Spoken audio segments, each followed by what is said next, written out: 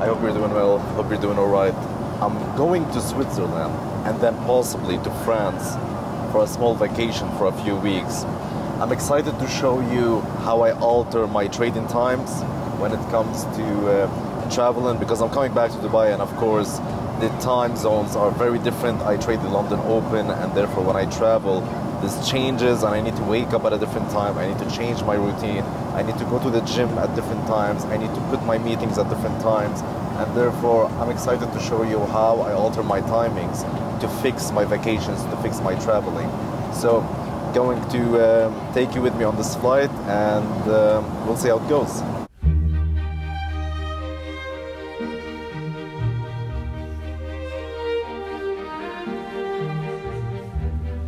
Hello everyone, I hope you're doing well, hope you're doing alright. You might be wondering where I am and why have I not been active on social media lately. The reality of the matter is, I've done a blood test and let's say that it hasn't been perfect. So I've decided to take a break from all business activities, just tour Europe, train hard, take care of my health, take care of my nutrition and just trade. That's it. So all I'm doing right now is just being on vacations, trading, exercising, and taking care of my nutrition. That's it. However, I promise you guys to show you how my routine changes when I travel from country to country. So this is exactly what I'm going to do in this video. I'm going to just film a small day in my life, show you how my trading routine specifically changes when I go from country to country. So first of all, let's get started with where am I? Where is this? I'm in a city in France, east of France, called Horod or something like that. I don't even know how to pronounce that. And of course, you don't know where that is because you're a basic ass human. You go from your basic ass boring city to another boring ass city on a vacation like Paris to watch a piece of metal and you call that romantic. What's romantic about Paris? What's romantic about a piece of metal called the Eiffel Tower? Is it the trash around it? Is it the scam artists around every corner? I don't know what's romantic about Paris. Look at this. This, for me, is 10 times more romantic. I was just chilling in a jacuzzi. I was watching this whole view as I sit there. Just dim the lights a bit, bring some candles, sit and watch this view. 10 times better than Paris. Anyway, that's not the topic of this video. So I'm going to start with my routine. It's currently 9:30 a.m. in the morning, so what I'm going to do in half an hour is I'm going to analyze the charts. So usually in Dubai I would analyze the charts around 12. Right here it's past 2 hours, so I'm going to do it at 10 a.m. Usually I'd work out in Dubai before I do my chart analysis, but right here, since I'm going to do my analysis at 10 a.m. I don't wake up early. I don't wake up at 8 a.m., 7 a.m., so I don't have the time to really exercise. So I'm going to I just woke up like 5 minutes ago.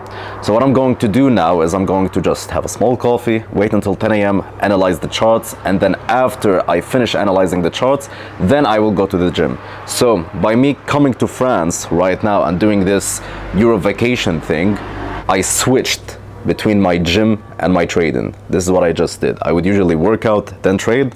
Right now I will trade and then I will go for a small workout. One of the challenges of me traveling right now is the food, especially because you are always limited by the options that any hotel or any place around the hotel offers, and therefore I'm having a problem with my nutrition a bit.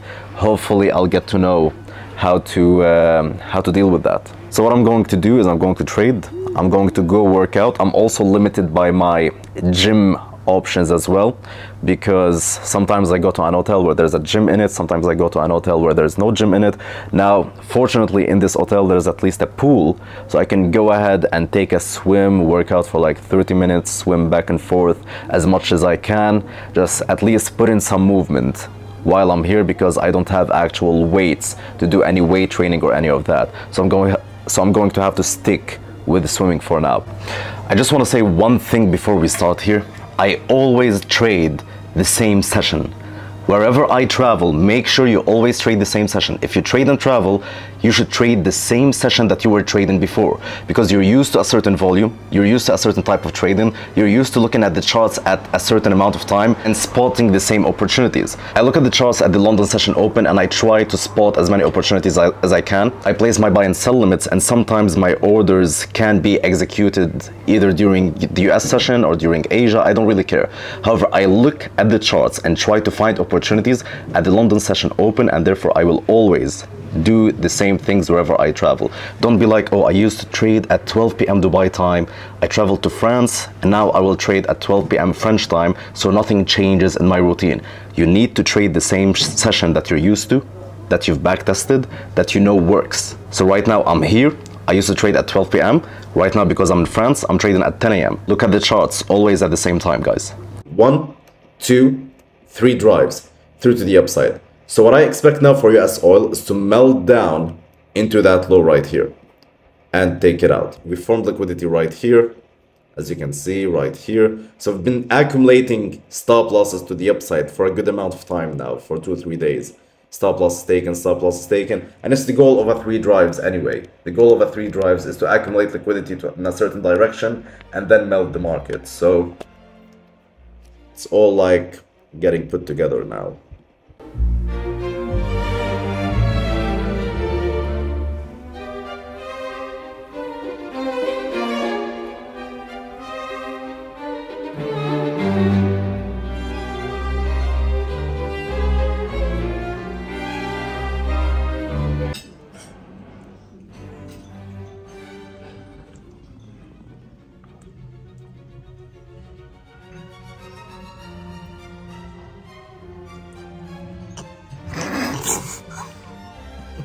I have this really interesting story to tell you guys. It's about how I learned how to swim. When I was 12 to 13 years old, I went to this swimming pool club to coach me how to swim and all that. And I had a Middle Eastern coach. And he believed that the only way to teach me how to swim is to be tough and harsh on me. So we went to the deep side of the pool and he said, jump. And I looked at him, I don't know how to swim. I'm 12, I'm afraid. And he's like, jump in the deep part of the pool, and I don't know how to swim. He told me, yeah, just move your hands and move your legs like this and all that, just jump. And of course I refused, so he ended up pushing me into the deep side of the pool. So my survival instinct kicked in and I started just hovering around the water, trying to survive as much as I can until I reached the border of where I could hold on to something, and then I got out of the water. I cried, I looked at my mother and I said, I'm never coming back here, I don't want to do this again. And my pure-hearted mother was angry as well. She looked at the coach and started saying, oh, this is not a civilized way to teach the kids how to swim. You made him afraid, he'll never jump in a pool again. And we went home, me afraid of ever jumping in a pool again, and my mother angry at the way that they have been trying to teach me how to swim. A few months passed and we got to summer again. And we went to a river and we wanted to swim. As I stood above the river, I wasn't afraid of jumping anymore, because I knew if I were to drown, or if I were to see that I might drown, my survival instinct will kick in and I will stay afloat until I reach a certain border and I can hold on onto it and get out of the river. So I wasn't afraid anymore. So I jumped into the river and I've done the same exact thing. I just like started hovering around, trying to save myself from drowning up until I reached the border. I held onto it and I got out of the river again. So I had a relative of mine on that river and I've told him, teach me how to swim, teach me the technique, show me how to move my hands, how to move my legs and all that. And he just told me, and you realize that when people try to swim, when people try to learn how to swim, they usually let their legs down. They don't push them up because they're afraid. They want something to hold them above the water if they were to drown, so they can touch the floor and push themselves up again. So they're very tense. They're trying to move their hands and their legs are like down there and they start like going underwater and all that because they're very tense. They don't want to let go. They don't want to push their feet above the water. However, because I wasn't afraid anymore, because my Middle Eastern coach pushed me in the deep levels of water, I had no problem, absolutely no problem raising my legs because I wasn't afraid of going underwater. I just knew if that were to happen, my survival instinct will kick in, I will start hovering around again and just float again until I catch a border or something like that. So I wasn't afraid anymore of going underwater, which helped me push my legs up and so on and so forth until I learned how to swim. Of course, the reason why I tell you this story is not to showcase my swimming capabilities, even though I'll beat you any time of the day, but it's to tell you that business is the exact same thing.